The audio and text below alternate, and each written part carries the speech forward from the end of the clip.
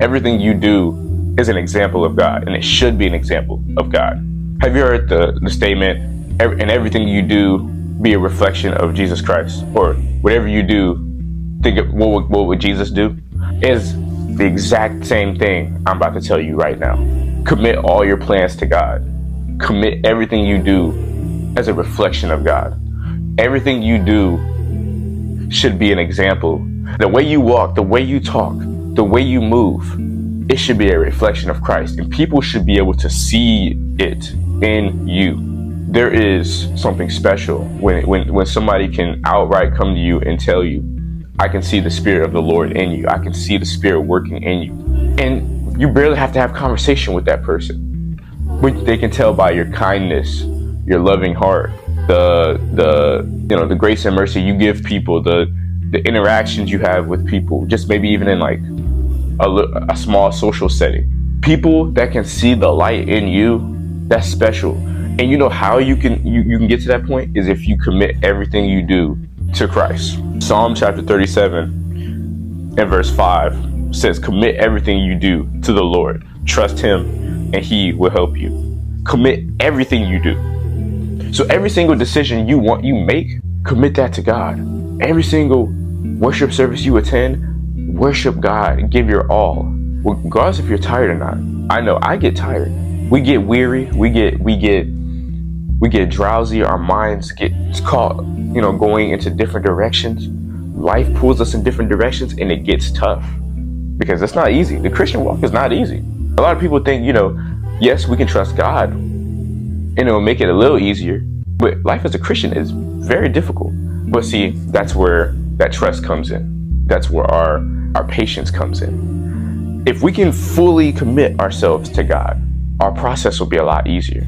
We constantly commit our plans to ourselves because we want to do what we want to do, right? We want to go after that job, that business. We want to grow this business, but the Lord may have a different plan, right?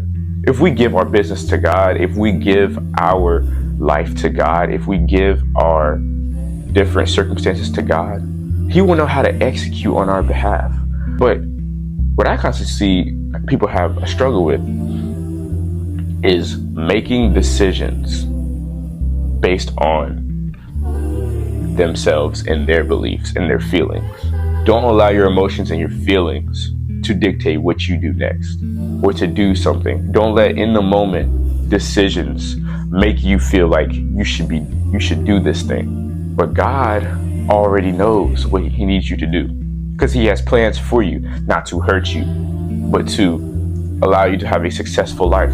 Read Jeremiah chapter 29. I believe it's verse 29:11. He already has plans for you to prosper you, not to hurt you, to give you success, to give you a life that is greater than this. I mean, heaven's up there. That's a life that all of us should be striving for.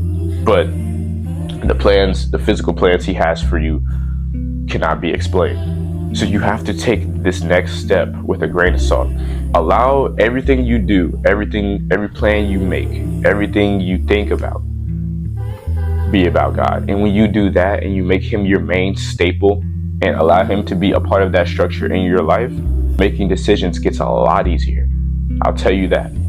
I know for me, whether that's going to a social event, going to parties, hanging out with certain people, it's definitely a lot easier for me to make those decisions now that I'm deeper in my faith and I'm closer to Christ.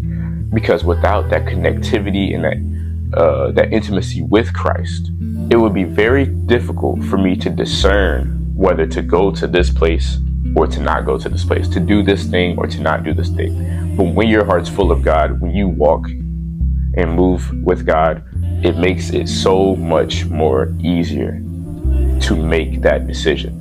So what am I trying to tell you? In everything you do in thought and in spirit, and everything you do in this life, choose God. Everything you do in this life, choose God. And that may sound cliche, but what it means to truly choose God is to sacrifice yourself, to sacrifice what you want, to change this up here. Tell yourself, I want whatever God wants for me, because I know God knows what's best for me. But when you're constantly choosing yourself, you will never choose God.